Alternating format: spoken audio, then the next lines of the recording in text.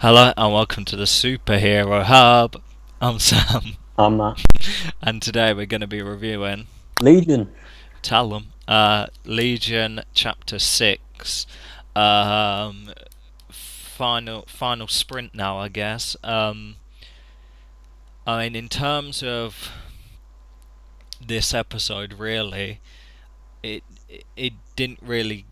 It was a good episode, but I mean, in terms of like overall kind of thing, literally it's kind of continuing from last week's episode where they've kind of they're all together in like a mental facility.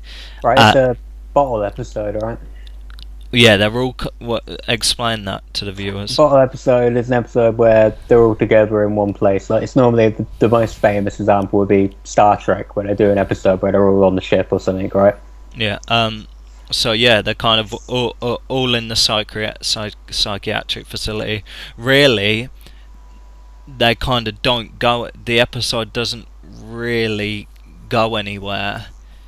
No, but it does answer one lingering question I'd had and one we had last week, which was are Aubrey Plaza and the yellow monster thing separate things or the same? Mhm.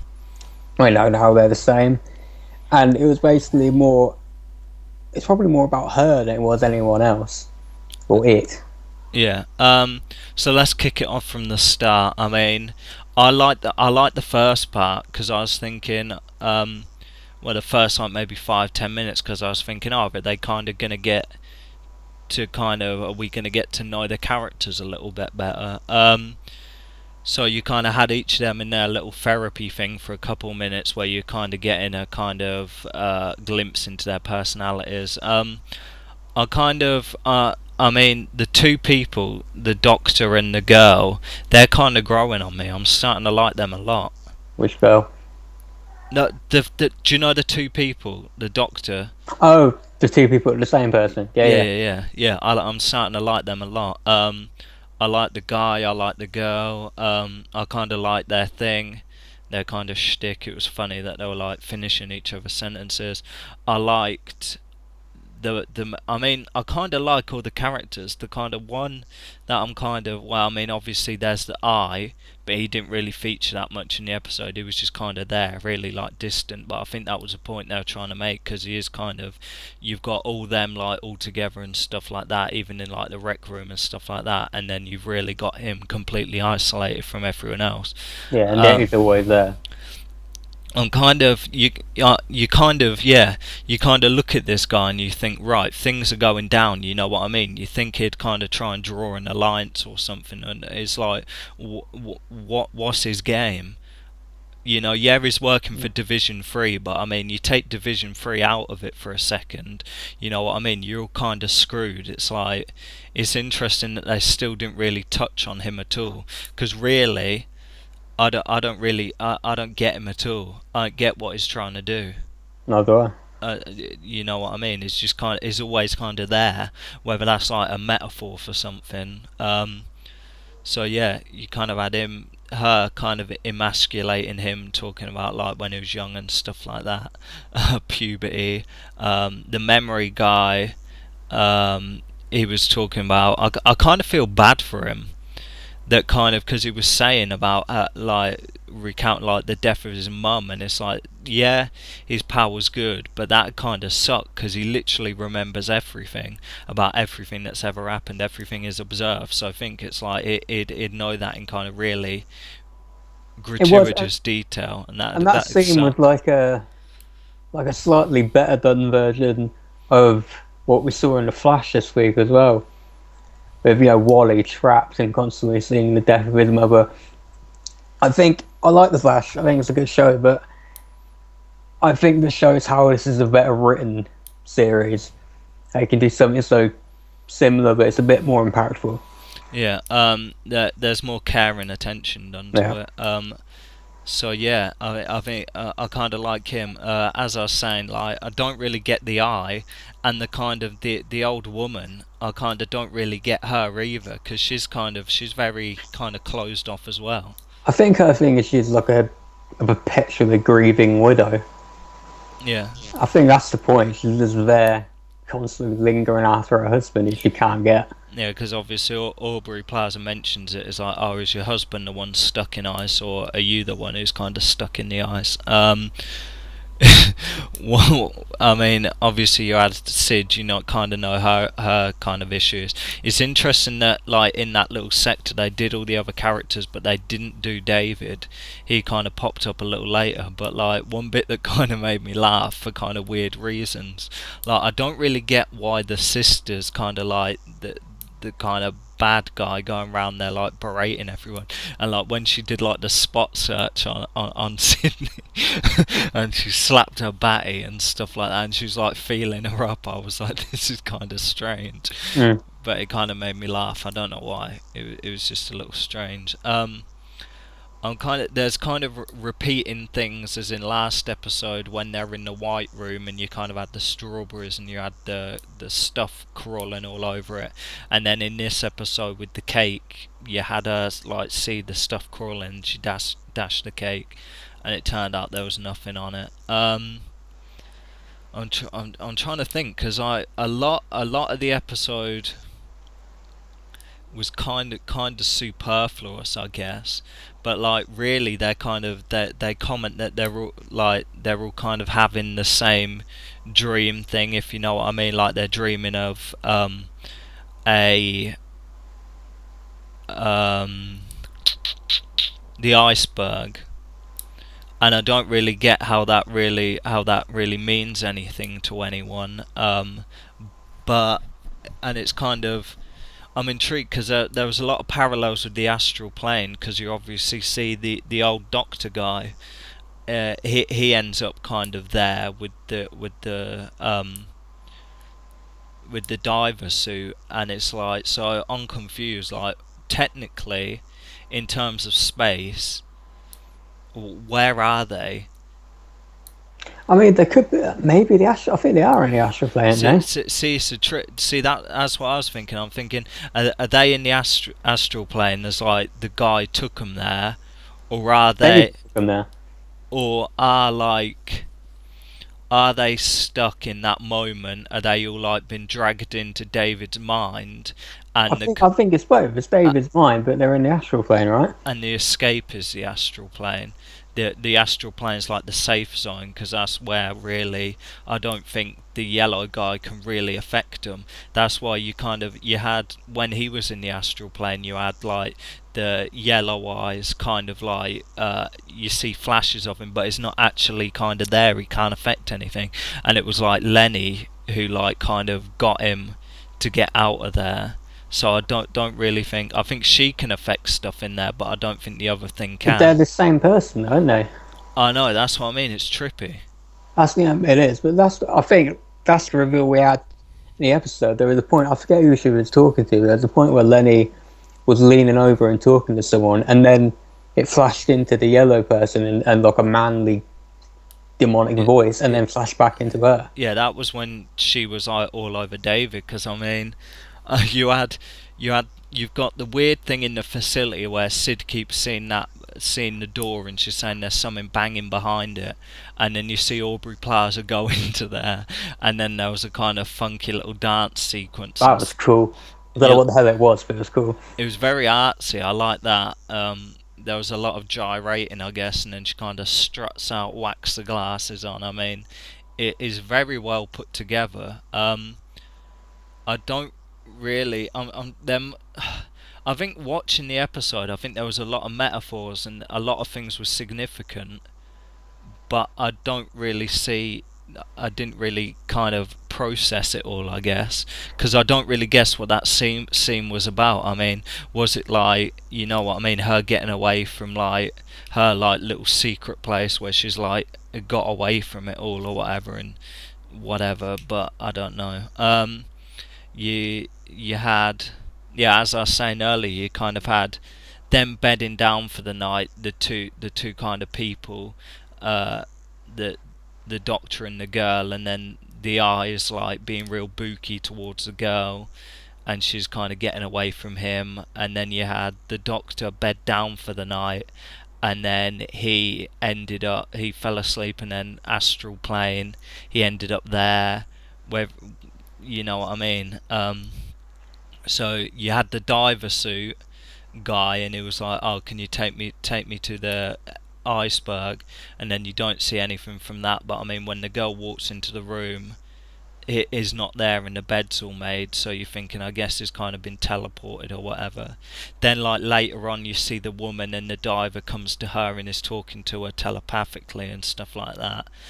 Kind of, she walks through the wall and ends up like back. It's very confusing. Um, then another point as well, I kind of knocked up. Do you know the guy drooling? That's like the telekinetic guy, and I'm interested why he's kind of like catatonic. Oh, was it? See, I haven't seen enough of him to recognise him. Yeah, I kind of clocked, and I was thinking it's interesting that he's kind of catatonic. But another point they made as well, because they were discussing him, and they said, "Oh, maybe he's a dog guy." And he's like, I swear he's like, everyone likes guys, but I know whether whoever the memory guy said those exact words or not. But then David goes, "I don't like dogs," and I'm sitting there thinking, "You don't like dogs?" He's like, come out and said that, and I'm thinking, okay, then what's with King then? What's the business with that about? He's openly just come out and just been like, "I don't like dogs," yet his like best friend when he was a little kid was a dog. So Yeah. so I'm Of interested, like. course, the dog wasn't real. Maybe. Yeah, Hmm. but it's like for her to for him to be like, "Oh yeah, like my best friend was a dog," and it's like, "Oh, we never had a dog," so you know the dog's not real. But if he's perceiving it as a dog, if it's something else, it hurts my head.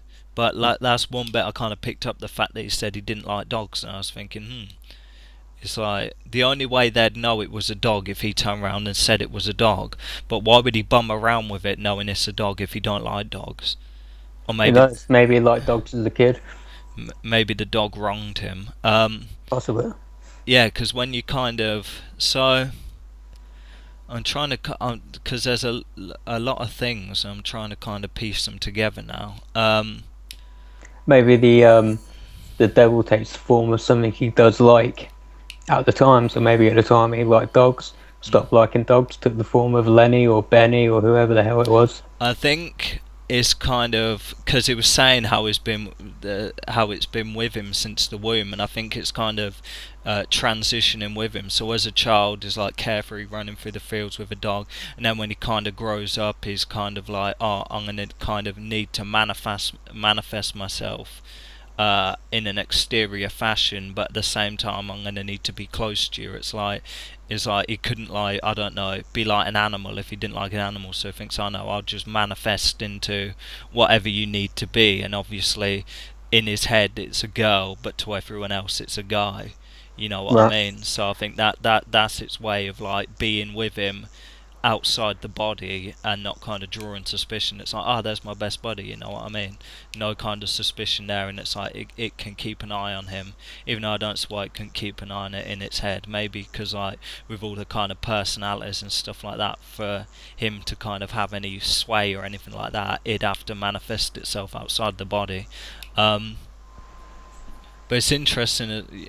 I mean, Sid, I don't really know what was going on with her, because she like with the wall, she goes up to that wall and there's like a weird like out like heart thing or whatever, and she pokes it and it starts to bleed. And then Aubrey Plaza, like every time they're kind of something about something's about to pop off, Aubrey Plaza pops up, like she's talking about the door and stuff like that, and then she pops up over her shoulder, and then she kind of pokes a little heart thing, then she pops up over her shoulder. And with other stuff, whenever anyone's about to like say something specific, she pops up, and they're kind of all like like distracted, subject changed or whatever. Well, Because because it's all about keeping David in this place, right, and keeping him there so you can suck the energy off him, I guess. And it was a thing, it's when David went into Sid's room and they were having a conversation about where they were, and David essentially said he was happy to be there, while Sid wanted to get out. And it appears like David is pretty comfortable. Apart from the fact that his sister, for some odd reason, is like Nurse Rashid. For everything else, seems to be pretty happy where he is. I think like like as I said with kind of the dog and then the best friend. I think like the demons, in the sense of telling him what he wants to hear, but in sense of giving him what he wants to see. You know what I mean? Hmm. In that kind of sense. So she's kind of got the weird cricket music and stuff like that, which was kind of catchy, and then I don't really know what happened. What happens with her? She ended up like tucked up in the bed or whatever, and then Aubrey Plaza collars him, drags him into like the room, and then sits down, and then starts like really like giving the goods, I guess. And I'm not Yeah, there talking, we go. I'm not talking about the lap dance. So I know that's something you feel passionate about. So go ahead. Well, I thought the scene was it was an important scene. And hey, she's rocking a roll. I saw that. I saw the. I don't even know if this is a play on the Betty thing or not, but I saw it mentioned somewhere that the role was actually written for a man. Yeah. It was written for a man before it was given to, and she got the role. So yeah, there are things in there that kind of allude to the fact of the fact the Benny and Lenny thing is kind of an allusion to that, even though whether that's relevant to the plot at all, I don't Yeah, know, who but knows? whether that's But just an inside joke. the scene was expository. We got a lot. We finally got something out of her.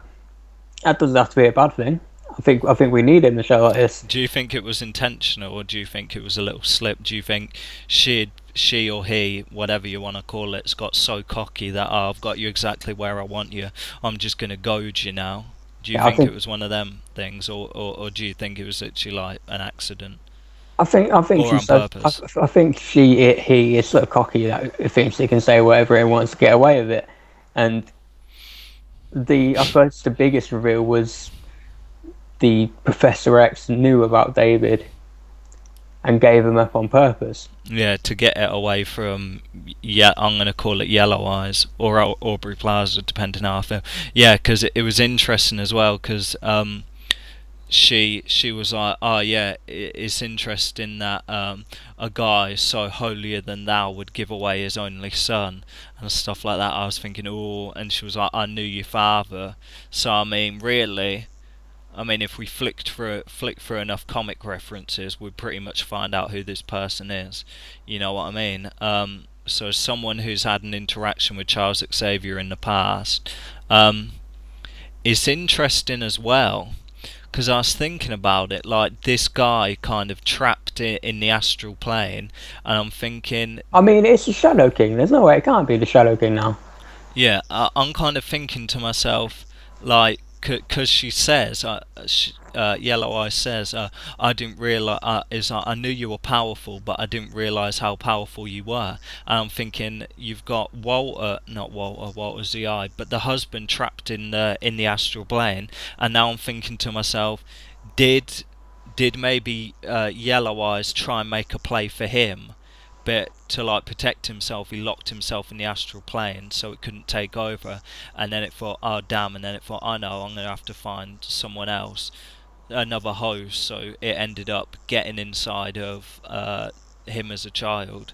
Because you got to think, if it went after the guy first, the woman's husband first, who's in the astral plane, like he's aware enough to resist it. So is that why intentionally it went for a powerful mutant who's happened to be a child? So there's no way the kind of child could do anything about it.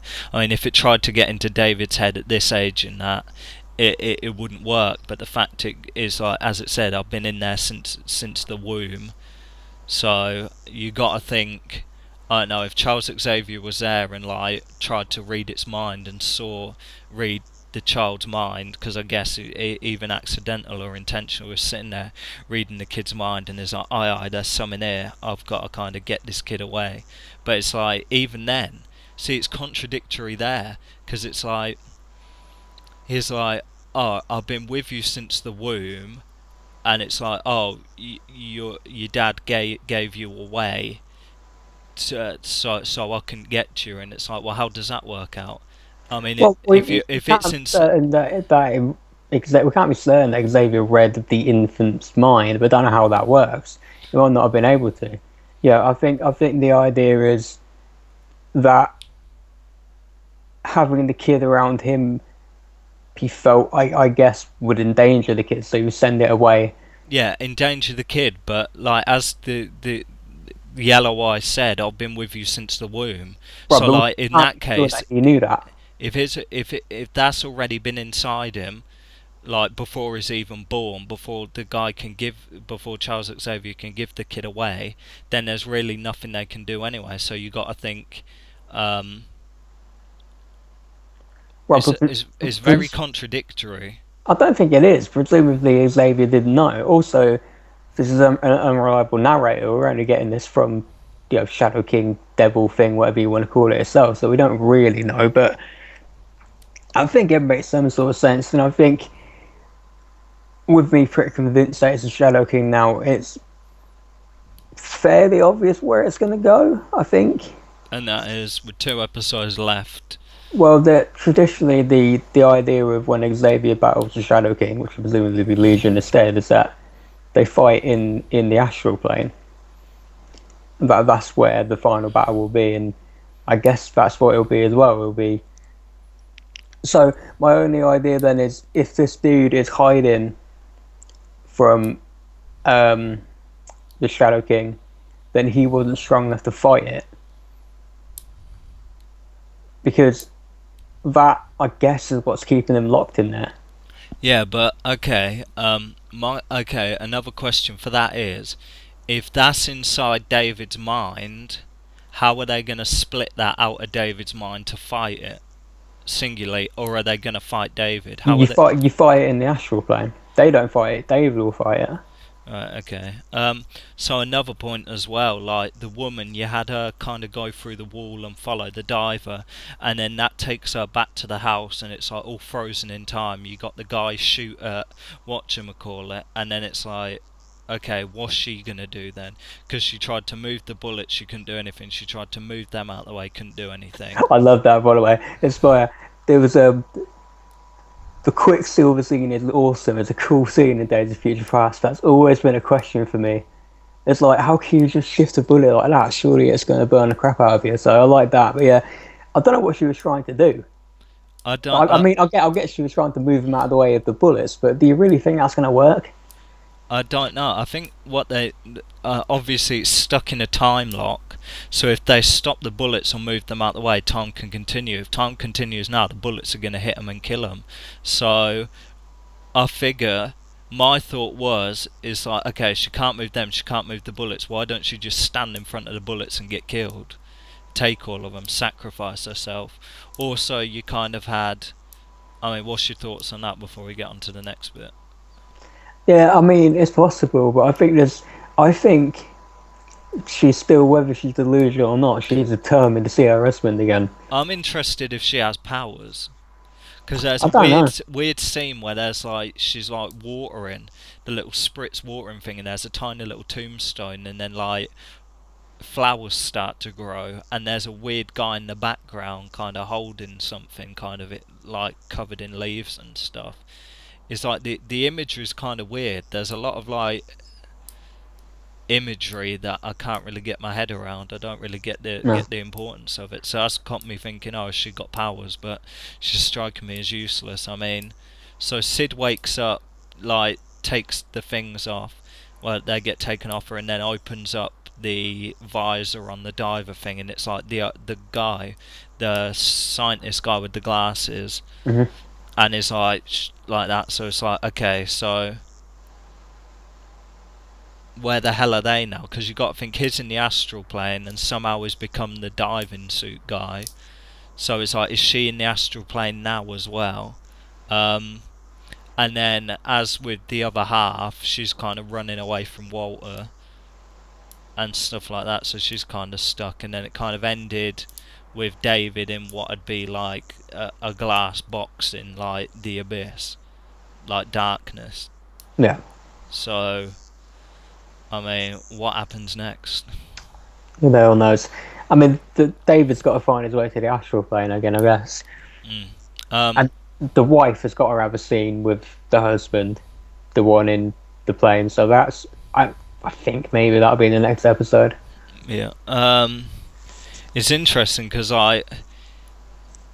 they didn't really go anywhere. There was a lot of stuff going on, and there was a lot of stuff to kind of focus on. But then you got to kind of discern what's superfluous and what's not. So I think, I mean, it was a damn good episode though, because keeping with the trend, it was very confusing. But as opposed to them going all over the place and it being confusing, it was just one place confusing. Let's talk numbers. I'm gonna go with an 8. I thought, yeah, I've never really been a big fan of the bottle episodes, but I mean, if you're gonna do it, this is how. I like that we got a couple of answers. I like that we're moving towards the climax. 2 more left, right? I mean, Yeah. Shadow King, that's cool. I can't believe they're actually doing it. You know, long may it continue. We've got a second season coming up as well, so I'll go with an 8. Yeah. I think it's very smartly written. And it's kind of doing everything right, I guess. So I mean, yeah, I'll give it an 8.5. I think the last 2 episodes are going to be pretty big. I think they're going to smash it out the ballpark. They're kind of giving answers and then like more kind of confusing stuff. So it's kind of give and take. I think it's going to come to a solid crescendo. I mean, there hasn't really been any bits where you think, oh, this could do with, like, there's no bits where you think, oh, if you like, you could cut, like, an episode out of it and make it a 7-episode season from all the kind of pointless stuff. I mean, I guess, really, it's all important in different ways. It's just a matter of what you kind of take out of it. Right, and it's only 8 episodes as well. It's not, it's not like Arrow and Flash that are doing 23. Yeah, my fear would be is if of the success of this, they decide to give it like, I don't know, a 15-episode order, and it's like there's a bunch of like, I think it'd be fine if like each season's like 8 episodes and they keep I don't it concise. think so. I think at max they will do 10. I don't think they're going to push it to 15. The worst thing they could do is have like really like episodes that go nowhere, because all these have been solid. I mean, really, it hasn't put a foot wrong. No. So I mean, yeah. It's by far the best superhero show on TV this season. Probably one of the best TV series this year. Yeah, well, I don't watch everything, so I can't claim that, but I've watched definitely the best. So yeah, that's our review for this episode, Chapter 6. I'm Sam. I'm Matt. And this has been the Superhero Hub.